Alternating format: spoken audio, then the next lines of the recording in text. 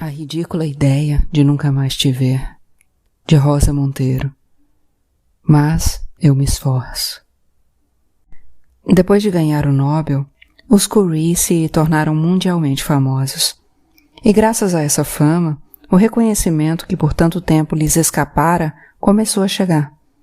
Porque a verdade é que, até então, apesar da descoberta do rádio e da radioatividade, a sociedade francesa havia se comportado de modo muito mesquinho com eles. Pierre tentou conseguir a cátedra de mineralogia na Sorbonne, para a qual estava mais do que habilitado, mas não lhe deram. Apresentou-se à Academia de Ciências, mas o recusaram. A renda do casal era muito modesta. Marie tinha de ir até Sèvres vários dias na semana para dar aula, e Pierre, debilitado como estava, se cansava atendendo seus alunos. Mas o pior era não dispor de um bom laboratório. Os Curie estavam desesperados para conseguir um lugar em boas condições para trabalhar. Mas, apesar de terem tentado de tudo, não houve maneira de conseguir. Em 1902, quiseram dar a Pierre a Legião de Honra, e ele a recusou com as seguintes palavras, abre aspas, por favor, agradeça ao ministro de minha parte e informe a ele que não sinto a menor necessidade de ser condecorado, mas que preciso com urgência de um laboratório, fecha aspas. Pois nem assim, abre aspas, é bastante dura essa vida que escolhemos, fecha aspas, confiou Pierre a Marie num dia de desânimo. Mas com o Nobel, a situação começou a mudar. A Sorbonne finalmente ofereceu a Pierre uma cátedra de ciências e, depois de muita discussão, um laboratório. Embora se tratasse de um lugar pequeno, apenas 2 salas, e insuficiente sob todos os aspectos. Muitos anos depois, Marie escreveu, abre aspas, não se pode evitar sentir certa amargura ao pensar que um dos melhores cientistas franceses nunca teve à sua disposição um laboratório como se deve, apesar de sua genialidade ter se revelado desde que tinha 20 anos. Fecha aspas. Mas, de qualquer maneira, eram preferíveis aquelas 2 salas ao barracão em ruínas, e além do mais, e essa era a melhor parte, a Sorbonne havia colocado Marie como chefe do laboratório. Assim, pela primeira vez, Madame Curie poderia fazer suas pesquisas recebendo um salário e tendo um cargo reconhecido. Todo o trabalho anterior, incluindo a descoberta do rádio, fora feito por ela de graça e extraoficialmente, como se fosse uma sem-teto ocupando aquele galpão velho e sujo. Mas a fama também tinha seu preço. Eles não paravam de dar entrevistas e ser solicitados em todos os cantos. E Pierre, fragilizado pela doença, sentia-se angustiado pelo tempo que isso lhes tirava do trabalho. Quanto a Marie, ficou grávida de novo. E Yves conta que essa gravidez, que era a sua, ou seja, era ela quem estava ali dentro, foi um tempo tenebroso e muito deprimente para Madame Curie. Abre aspas. Por que estou trazendo essa criatura ao mundo? Fecha aspas. Repetia Marie constantemente. Pobre Yves. Se escreveu isso no livro, deve ter sido porque a mãe lhe dissera. Uma daquelas lendas familiares que apunhalam o coração como uma faca. E Yves acrescenta aos supostos motivos que sua mãe alegava para não a querer dar à luz. A existência é dura demais, árida demais. Não deveríamos infligi-la aos seres inocentes. Balela. Não há justificativa para uma filha capaz de anestesiar tamanha ferida. Sua mãe não quis tê-la. A Irene, sim. A menina que morreu, sim. Mas não a ela. E, imediatamente depois, Yves escreve. O parto foi dolorido, interminável.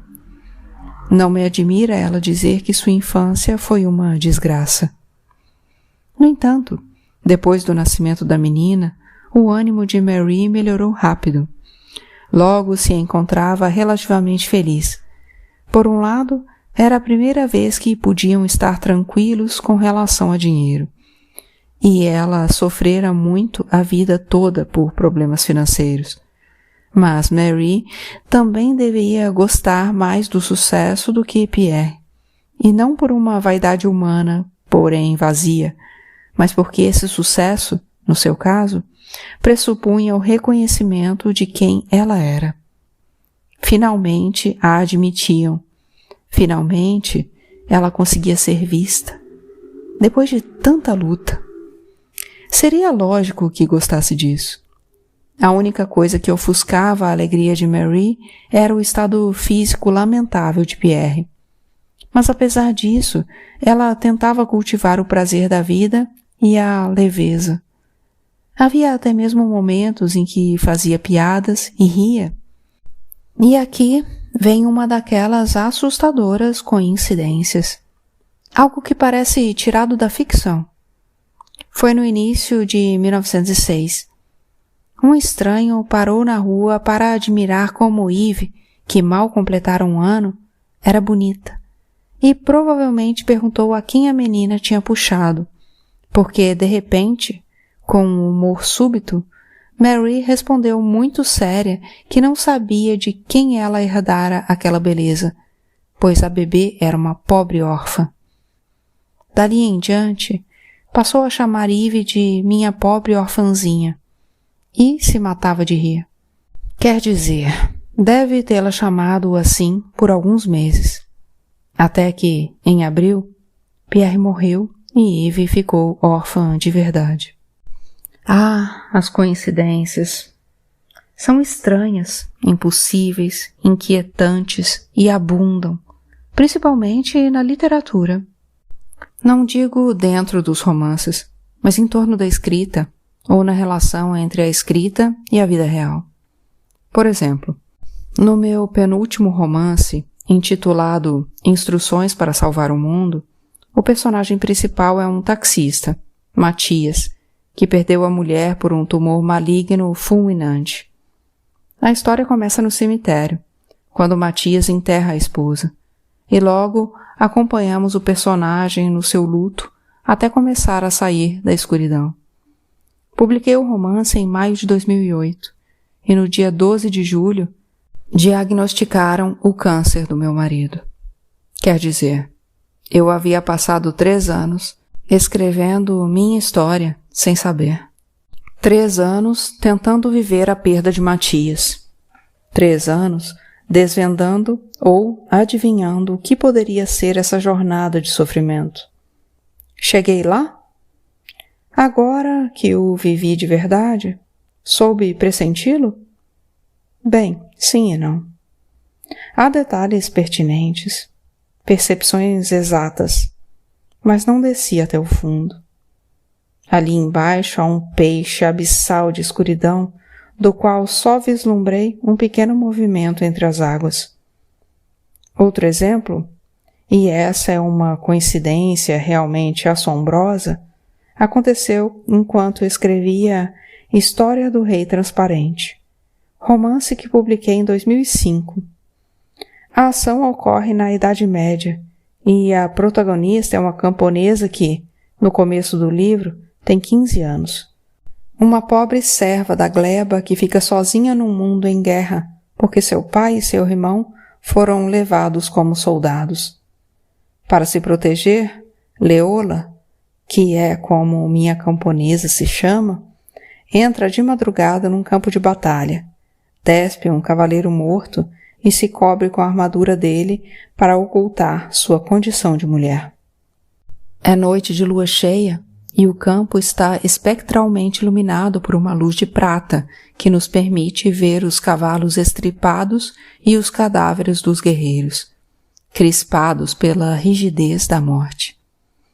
Eu estava escrevendo essa cena e me encontrava verdadeiramente ali, naquele campo, sob aquele resplendor gelado, cheirando a ferro e a sangue, vagando entre os caídos em busca de alguém com o tamanho ideal para o meu corpo de Leola. Até que finalmente encontrei e, ajoelhando-me ao lado do meu morto, comecei a despi-lo. Tirei as brafoneiras, as calças, a cota de malha, o gibão, o capacete e...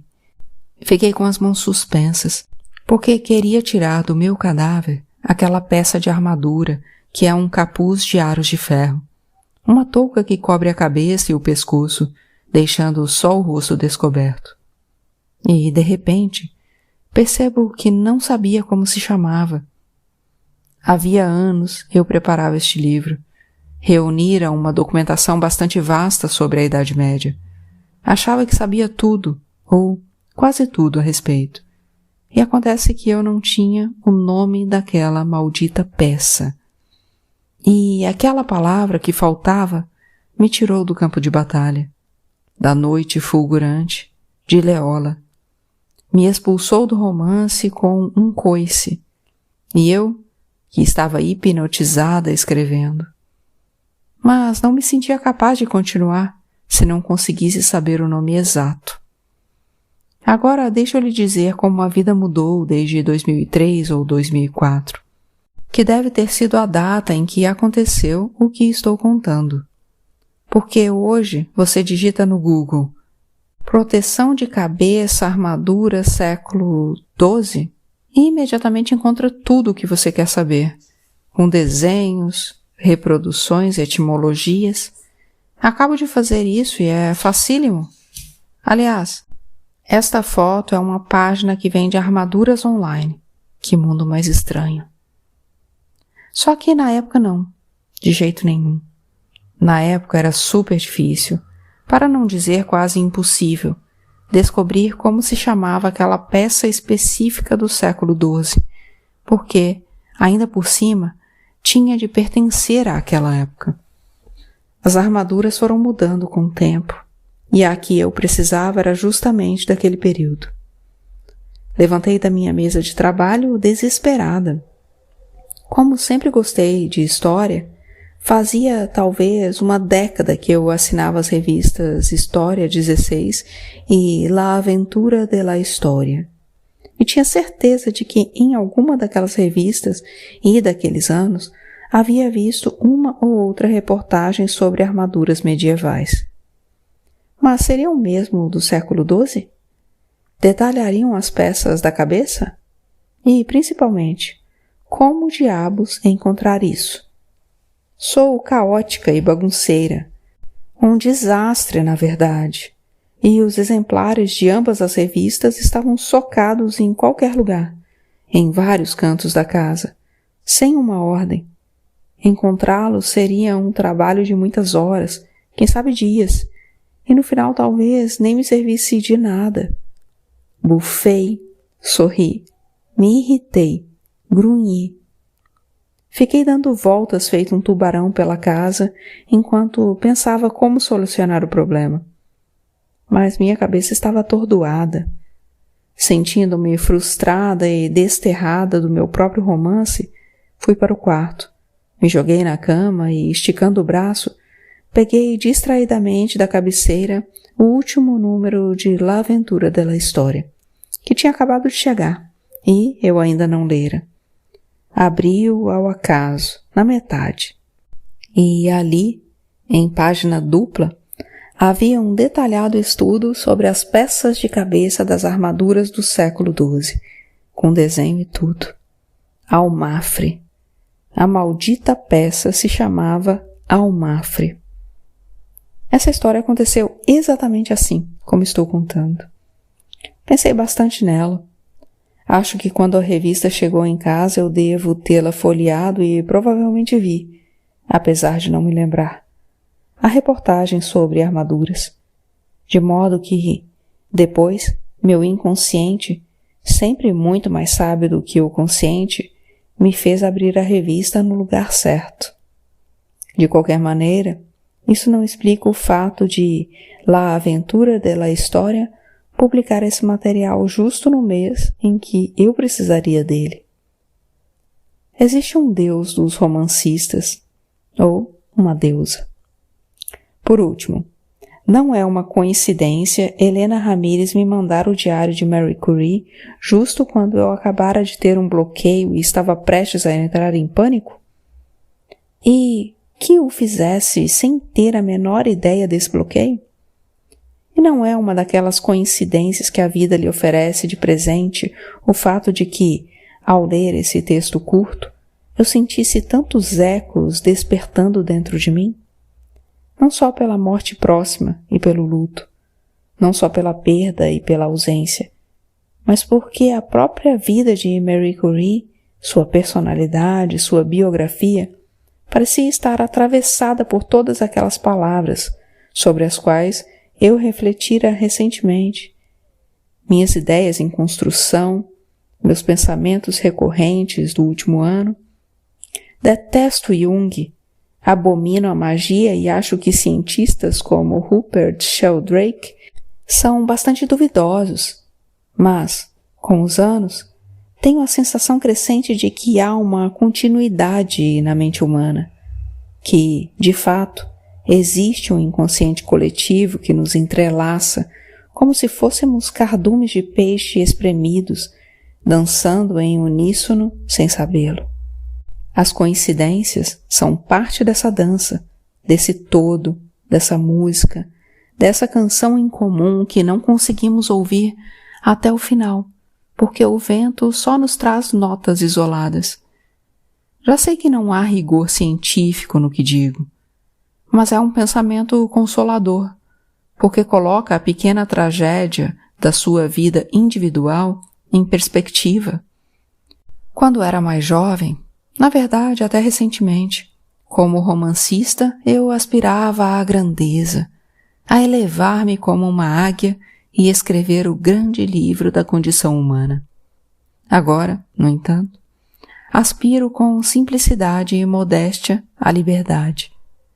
Se pudesse ser verdadeiramente livre escrevendo, livre do eu consciente, dos deveres herdados, da submissão ao olhar dos outros, da própria ambição, do desejo de me elevar como uma águia, dos meus medos, dúvidas, dívidas e mesquinharias, então eu conseguiria descer até o fundo do meu inconsciente e talvez pudesse ouvir por um instante a canção coletiva. Porque lá dentro de mim estamos todos nós. Só sendo absolutamente livre é possível dançar bem, fazer amor bem, escrever bem. Todas elas atividades importantíssimas. E então você me pergunta, está realmente livre nesse texto que está escrevendo agora? E eu lhe respondo, não, horas, nem mesmo aqui, mas eu me esforço.